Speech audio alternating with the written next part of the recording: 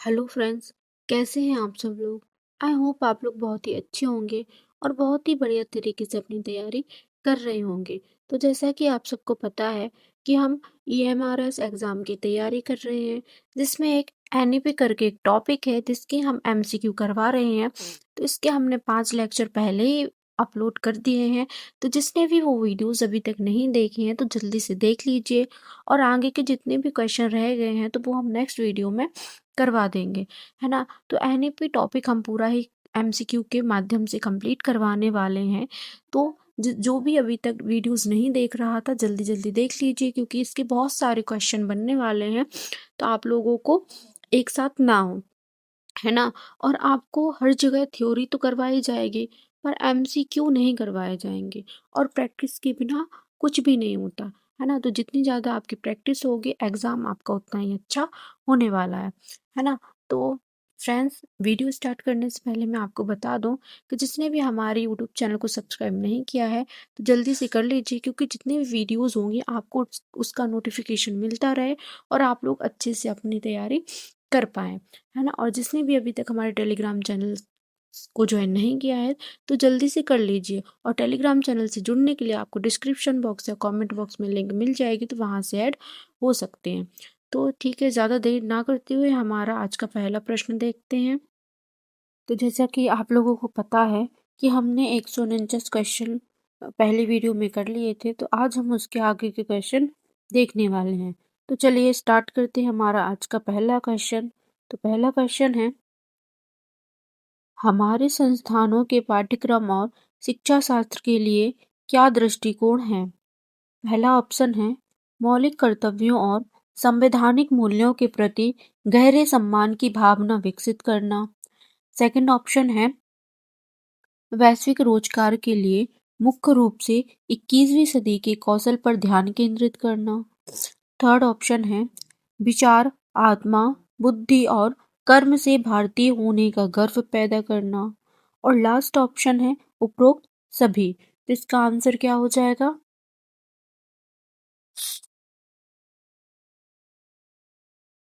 इसका आंसर क्या हो जाएगा, उपरोक्त सभी, है ना। तो इसमें क्या क्या आ जाएगा। एक तो पहली चीज तो इसमें मौलिक कर्तव्य और संवैधानिक मूल्यों के प्रति गहरे सम्मान की भावना। सेकंड इसमें आ जाएगा वैश्विक रोजगार के लिए मुख्य रूप से 21वीं सदी के कौशल पर ध्यान केंद्रित करना। और इसमें विचार, आत्मा, बुद्धि और कर्म से भारतीय होने का गर्व पैदा करना, यानी कि इसमें ये सारे ही आ जाएंगे। तो इसका आंसर क्या हो जाएगा, उपरोक्त सभी। नेक्स्ट क्वेश्चन है,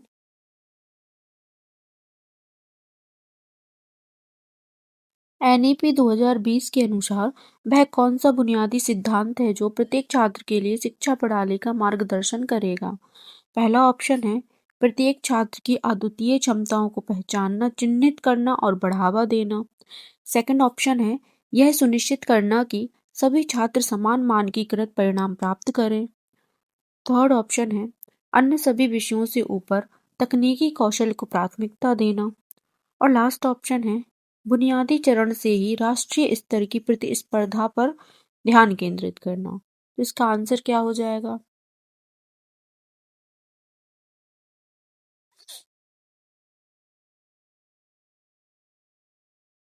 तो इसका आंसर क्या हो जाएगा, प्रत्येक छात्र की अद्वितीय क्षमताओं को पहचानना, चिन्हित करना और बढ़ावा देना। नेक्स्ट क्वेश्चन है, उच्च शिक्षा के लिए नई नियामक प्रणाली का नीति में उल्लिखित उद्देश्य क्या है। पहला ऑप्शन है संकाय भर सॉरी संकाय भर्ती पर सरकारी नियंत्रण बढ़ाना। सेकंड ऑप्शन है उच्च शिक्षा क्षेत्र को फिर से सक्रिय करना और उसे फलने फूलने में सक्षम बनाना। थर्ड ऑप्शन है सभी निजी और परोपकारी विश्वविद्यालयों को बंद करना। एंड लास्ट ऑप्शन है शिक्षा मंत्रालय के तहत सभी प्रवेश प्रक्रियाओं को केंद्रीकृत करना। तो इसका आंसर क्या हो जाएगा। इसका आंसर क्या हो जाएगा, उच्च शिक्षा क्षेत्र को फिर से सक्रिय करना और उसे फलने फूलने में सक्षम बनाना, है ना। अगला क्वेश्चन है, राष्ट्रीय शिक्षा नीति 2020 का निर्धारित दृष्टिकोण क्या है? पहला ऑप्शन है एक ऐसी शिक्षा प्रणाली बनाना जो सभी को उच्च गुणवत्ता वाली शिक्षा प्रदान करे, भारत को एक वैश्विक ज्ञान महाशक्ति में बदले। सेकंड ऑप्शन है यह सुनिश्चित करना कि सभी छात्र बहुराष्ट्रीय निगमों में कार्यरत हों। थर्ड ऑप्शन है भारतीय शिक्षा प्रणाली को पश्चिमी मॉडल से बदलना। एंड लास्ट ऑप्शन है शिक्षा को विशेष रूप से विज्ञान और प्रौद्योगिकी पर केंद्रित करना। तो इसका आंसर क्या हो जाएगा?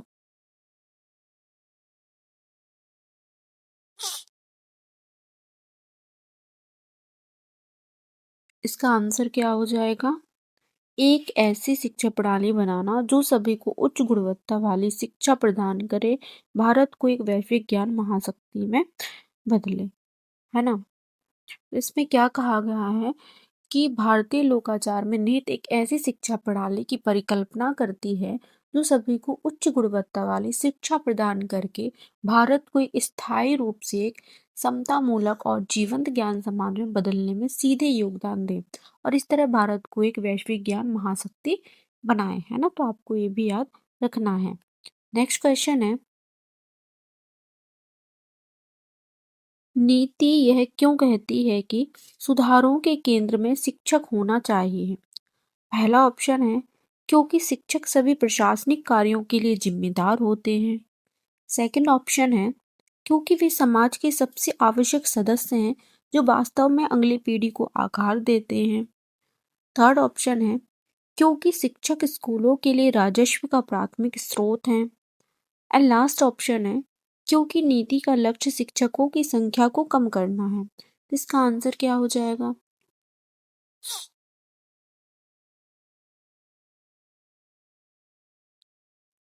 इसका आंसर क्या हो जाएगा? क्योंकि वे समाज के सबसे आवश्यक सदस्य हैं जो वास्तव में अगली पीढ़ी को आकार देते हैं। है ना? तो देखो इसमें क्या होता है कि जो मौलिक सुधार होते हैं तो मौलिक सुधारों के केंद्र में शिक्षक होना ही चाहिए। अब क्यों होना चाहिए? क्योंकि वे जो वास्तव में नागरिक होते हैं तो उनकी हमारी अगली पीढ़ी को आकार देते हैं ना। तो शिक्षक क्या करता है? नागरिकों की अगली पीढ़ी को आकार देते हैं और हमारे समाज के सबसे सम्मानित और आवश्यक सदस्य होने चाहिए। ठीक है? नेक्स्ट क्वेश्चन है,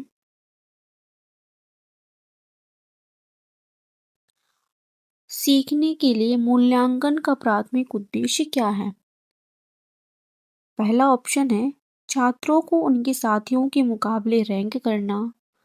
सेकंड ऑप्शन है शिक्षक और छात्र के शिक्षण अधिगम प्रक्रियाओं को लगातार संशोधित करने में मदद करना। थर्ड ऑप्शन है प्रतिष्ठित पुरुष सॉरी प्रतिष्ठित पुरस्कारों के लिए छात्रों का चयन करना। और लास्ट ऑप्शन है वर्ष के लिए एक अंतिम योगात्मक ग्रेड प्रदान करना। तो इसका आंसर क्या हो जाएगा?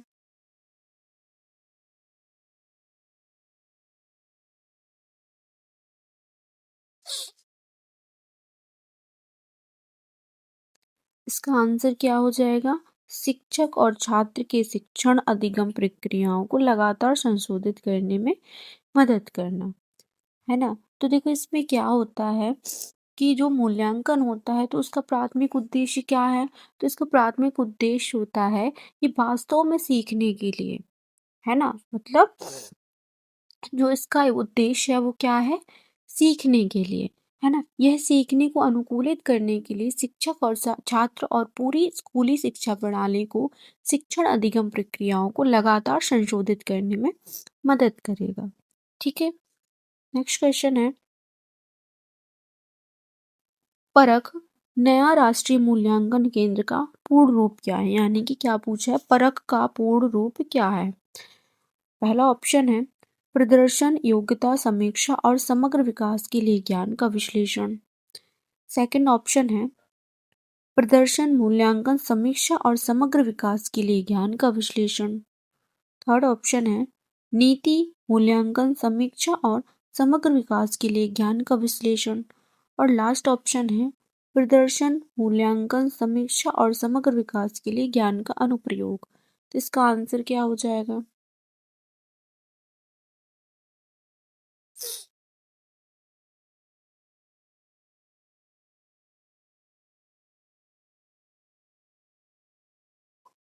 इसका आंसर क्या हो जाएगा? प्रदर्शन मूल्यांकन समीक्षा और समग्र विकास के लिए ज्ञान का विश्लेषण, यानी कि performance assessment review and analysis of knowledge for holistic development, है ना। तो इसका option number B correct answer हो जाएगा। क्या हो जाएगा परख का फुल फॉर्म? एक बार फिर से रिपीट करती हूँ मैं। Performance assessment review and analysis of knowledge for holistic development, यानी कि प्रदर्शन मूल्यांकन समीक्षा और समग्र विकास के लिए ज्ञान का विश्लेषण। ठीक है, तो आपको ये याद रखना है। नेक्स्ट क्वेश्चन है, दीक्षा का पूर्ण रूप क्या है? पहला ऑप्शन है स्कूल समग्र उन्नति के लिए ज्ञान का डिजिटल एकीकरण। सेकंड ऑप्शन है ज्ञान साझा करने के लिए डिजिटल बुनियादी ढांचा। थर्ड ऑप्शन है ज्ञान कौशल और समग्र उन्नति के लिए डिजिटल संस्थान। और लास्ट ऑप्शन है स्कूल ज्ञान और मूल्यांकन के लिए डिजिटल बुनियादी ढांचा। तो बताइए दीक्षा का पूर्ण रूप क्या होगा?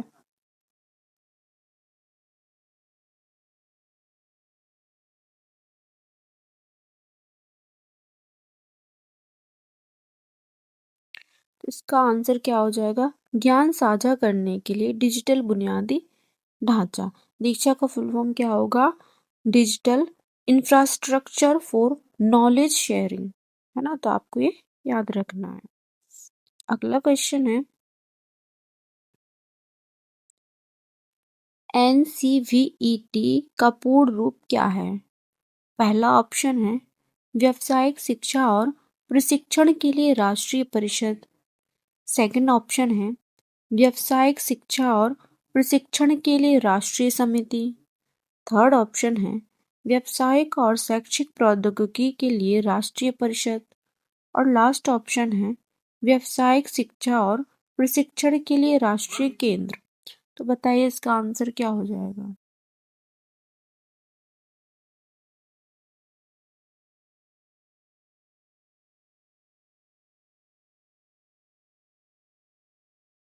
तो इसका आंसर क्या हो जाएगा? व्यावसायिक शिक्षा और प्रशिक्षण के लिए राष्ट्रीय परिषद।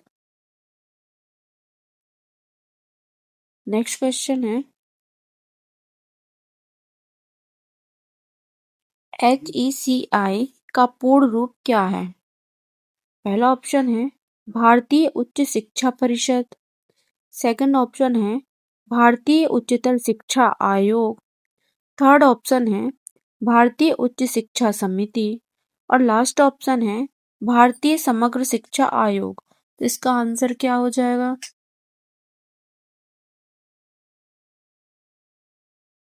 इसका आंसर क्या हो जाएगा? भारतीय उच्चतर शिक्षा आयोग, यानी कि higher education commission of India.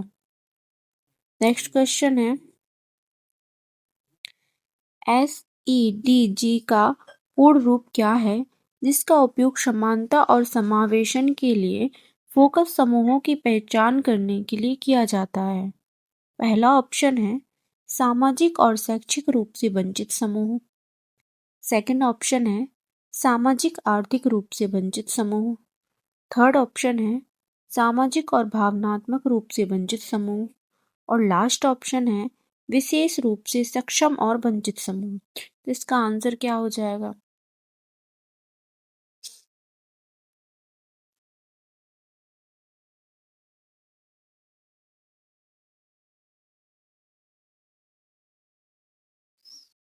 बताइए इसका आंसर क्या हो जाएगा? इसका आंसर क्या हो जाएगा? सामाजिक आर्थिक रूप से वंचित समूह, है ना, यानी कि सोशियो इकोनॉमिकल डिसएडवांटेज ग्रुप, है ना।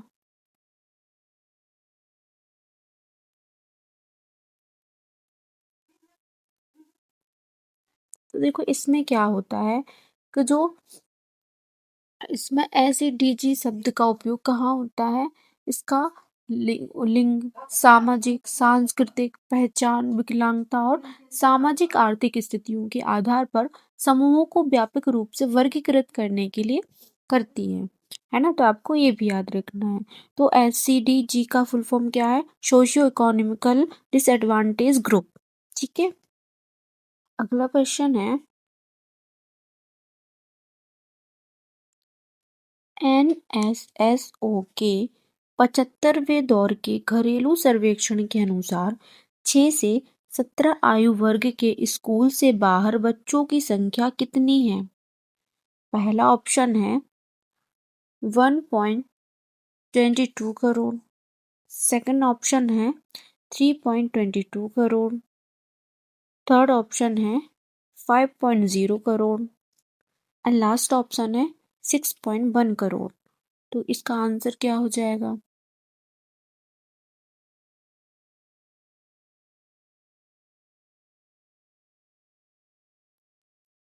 बताइए जल्दी से, इसका आंसर क्या हो जाएगा? तो इसका आंसर क्या हो जाएगा? 3.22 करोड़, है ना। तो देखो, इस नीति में आंकड़ों का जो हवाला दिया गया है वो एनएसएसओ द्वारा 2017-18 में 75वें दौर की घरेलू सर्वेक्षण के अनुसार दिया गया है। कितने वर्ष के आयु के वर्ग के स्कूल से बाहर बच्चों की? तो 6 से 17 वर्ष की आयु वर्ग के बच्चे इसके अंतर्गत आएंगे। और कितने? तो 3.22 करोड़, है ना। और ईयर कितना है? 6 से 17 आयु वर्ग के, है ना। नेक्स्ट क्वेश्चन है, कौन सा शैक्षणिक दृष्टिकोण सहयोग, आत्म अनुशासन और टीम वर्क जैसे कौशल विकसित करने के लिए शारीरिक गतिविधियों और स्वदेशी खेलों का उपयोग करता है? पहला ऑप्शन है कला एकीकरण। सेकंड ऑप्शन है खेल एकीकरण। थर्ड ऑप्शन है अनुभवात्मक अधिगम। और लास्ट ऑप्शन है रटकर याद करना। तो इसका आंसर क्या हो जाएगा?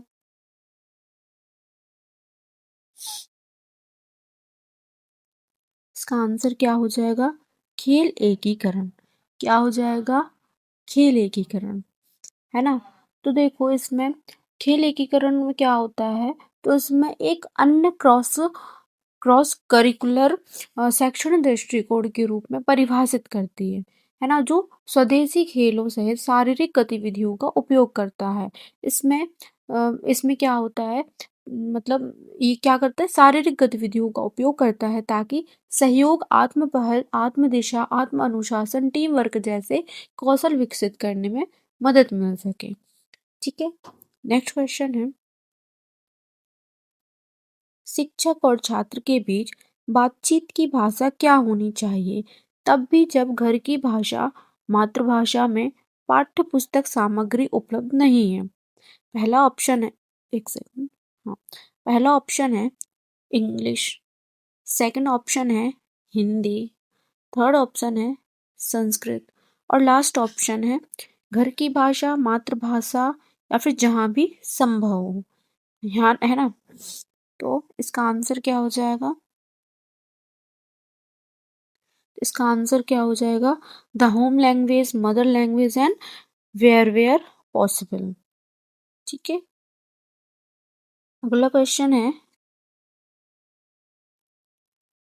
सभी उच्च शिक्षा संस्थानों के लिए बहुविषयक संस्थान बनने का लक्ष्य रखने की निर्धारित समय सीमा क्या है? पहला ऑप्शन है 2025 तक। सेकंड ऑप्शन है 2030 तक। थर्ड ऑप्शन है 2035 तक। और लास्ट ऑप्शन है 2040 तक। तो इसका आंसर क्या हो जाएगा?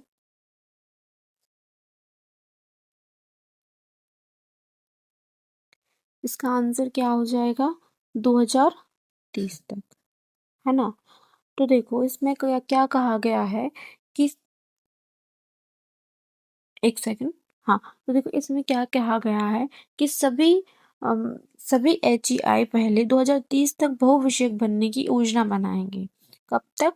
2030 तक। उसके बाद 2040 की तारीख बड़े छात्र नामांकन और पूर्ण दृष्टिकोण को पूरा करने की समय सीमा है। वैसे कब तक है? 2030 तक, है ना। लेकिन बड़े छात्र नामांकन और पूर्ण दृष्टिकोण को पूरा करने के लिए कितना हो गई है? 2040 तक। ठीक है। तो देखो, इसका फुल फॉर्म भी याद रखना पड़ेगा, HEI, आई का फुल फॉर्म। तो HEI का फुल फॉर्म क्या हो जाएगा? Higher education institution. क्या हो जाएगा? हायर एजुकेशन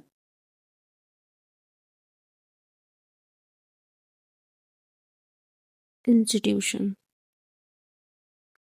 ठीक है ना? तो आपको इसका फुल फॉर्म भी याद रखना है। नेक्स्ट क्वेश्चन है, ओपन एंड डिस्टेंस लर्निंग कार्यक्रमों के लिए नीति का क्या मानक है? पहला ऑप्शन है, उन्हें कक्षा शिक्षण कार्यक्रमों से कमतर माना जाना चाहिए। सेकंड ऑप्शन है, वे केवल व्यावसायिक विषयों के लिए पेश किए जाएंगे। थर्ड ऑप्शन है, वे उच्चतम गुणवत्ता वाले कथा शिक्षण कार्यक्रमों के समक्ष मानकों और गुणवत्ता वाले होंगे। और लास्ट ऑप्शन है, उन्हें व्यक्तिगत रूप से सीखने के पक्ष में चरणबद्ध तरीके से समाप्त कर दिया जाएगा। तो बताइए इसका आंसर क्या हो जाएगा? फटाफट से कमेंट कर दीजिए। और फ्रेंड्स, इसका आंसर बताने से पहले मैं आपको बता दूं, किसी भी हमारे यूट्यूब चैनल को सब्सक्राइब नहीं किया है तो जल्दी से कर लीजिए, क्योंकि हमारे जितने भी वीडियोज़ आएंगे आपको उसका नोटिफिकेशन मिलता रहे और आपका कोई भी वीडियो मिस ना हो। और फ्रेंड्स, मैं आपको बता दूं कि हमारे क्लास की PDF जो होती है वो आपको टेलीग्राम चैनल पर अपलोड कर दी जाती है। और जिसको भी टेलीग्राम चैनल से जुड़ना है तो हमारे डिस्क्रिप्शन बॉक्स या कमेंट बॉक्स में आपको लिंक मिल जाएगी, तो वहाँ से आप ऐड हो सकते हैं और PDF को डाउनलोड कर सकते हैं, है ना? और आप लोग हमें कमेंट में ज़रूर बताइएगा कि हमारी वीडियोस आपको कैसी लगती हैं। जितने ज़्यादा कमेंट और शेयर होंगे उतना ही हम और ज़्यादा कंटेंट आपके लिए ला पाएंगे। ठीक है? तो इसका आंसर क्या हो जाएगा बताइए जल्दी से। इसका आंसर क्या हो जाएगा? वे उच्चतम गुणवत्ता वाले कक्षा शिक्षण कार्यक्रमों के समक्ष मानकों और गुणवत्ता वाले होंगे, यानी कि ऑप्शन नंबर सी इसका करेक्ट आंसर हो जाएगा। ठीक है, नेक्स्ट क्वेश्चन देखते हैं। संकाय को वास्तव में उत्कृष्ट रचनात्मक कार्य करने के लिए एक प्रमुख प्रेरक और प्रवर्तक के रूप में क्या कहा गया है? पहला ऑप्शन है उच्च मुआवजा स्तर।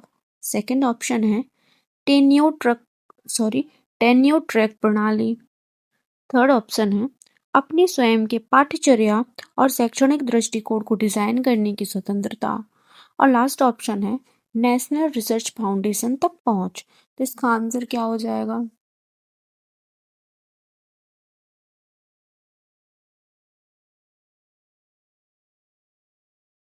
इसका आंसर क्या हो जाएगा? अपने स्वयं की पाठ्यचर्या और शैक्षणिक दृष्टिकोण को डिजाइन करने की स्वतंत्रता। ठीक है, तो इसमें क्या कहा गया है कि संकाय को अपने स्वयं के पाठ्यचर्या और शैक्षणिक दृष्टिकोण को डिजाइन करने की स्वतंत्रता दी जाएगी, है ना? संकाय को क्या करना है? सशक्त बनाना है। उनके लिए वास्तव में उत्कृष्ट रचनात्मक कार्य करने के लिए एक प्रमुख प्रेरक और प्रवर्तक होगा। ठीक है, नेक्स्ट क्वेश्चन है, राष्ट्रीय शैक्षिक प्रौद्योगिकी मंच के स्थायी कार्यों में से एक क्या है? पहला ऑप्शन है उभरती प्रौद्योगिकियों की सॉरी को उनकी क्षमता और विघटन के लिए अनुमानित समय सीमा के आधार पर वर्गीकृत करना। सेकंड ऑप्शन है स्कूलों के लिए कंप्यूटर हार्डवेयर का निर्माण करना। थर्ड ऑप्शन है प्राथमिक सामग्री डेवलपर के रूप में NCERT को प्रतिस्थापित करना। और लास्ट ऑप्शन है भारत में सभी एड टेक स्टार्टअप को निधि देना। तो बताइए इसका आंसर क्या हो जाएगा?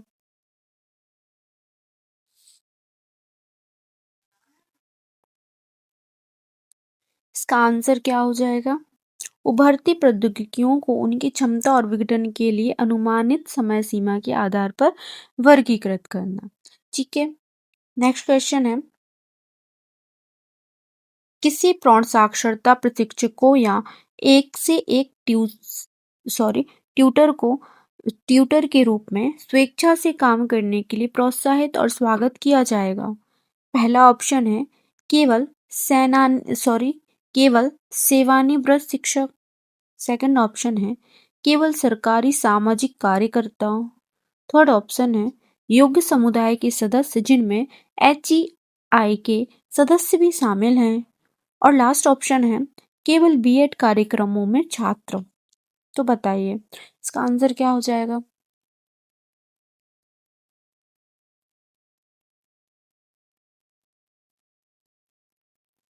इसका आंसर क्या हो जाएगा, योग्य समुदाय के सदस्य जिनमें HEI के सदस्य भी शामिल हों। ठीक है, इसका आंसर क्या हो जाएगा, qualified community members including from HEI। ठीक है, नेक्स्ट क्वेश्चन है, कौन सा कार्यान्वयन सिद्धांत केंद्र और राज्यों के बीच सहयोग की आवश्यकता पर जोर देता है। फर्स्ट ऑप्शन है, यह सिद्धांत की शिक्षा एक समवर्ती विषय है। सेकंड ऑप्शन है, प्राथमिकता का सिद्धांत। थर्ड ऑप्शन है, व्यापकता का सिद्धांत। और लास्ट ऑप्शन है, चरणबद्ध तरीके का सिद्धांत। इसका आंसर क्या हो जाएगा बताइए जल्दी से कमेंट बॉक्स में।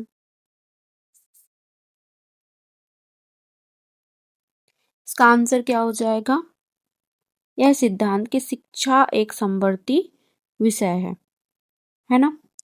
तो देखो, तो इसको तो इसका कौन सा सिद्धांत कहता है, तो कार्यान्वयन का पांचवा सिद्धांत कहता है कि पांचवा, चूंकि शिक्षा एक समवर्ती विषय है इसीलिए इसे केंद्र और राज्यों के बीच सावधानी पूर्वक योजना, संयुक्त निगरानी और सहयोगात्मक कार्यान्वयन की आवश्यकता होगी। तो कौन सा सिद्धांत कहता है, पांचवा। तो ये भी याद रखना है, कौन सा सिद्धांत कहता है, पांचवा। ठीक है,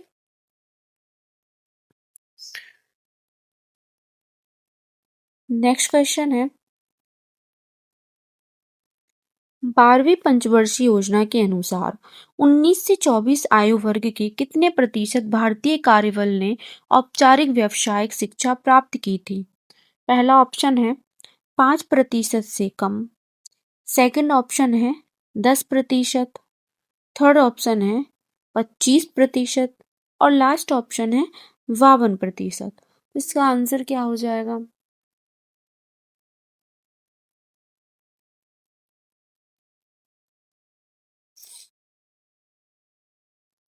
इसका आंसर क्या हो जाएगा, 5% से कम। तो फ्रेंड्स आज के लिए बस इतना ही। कल फिर मुलाकात होगी ऐसी ही मज़ेदार वीडियो के साथ। तब तक के लिए आप लोग अपना ध्यान रखिए, अपनी पढ़ाई अच्छे से कीजिए। Bye bye, take care, have a nice day, thank you.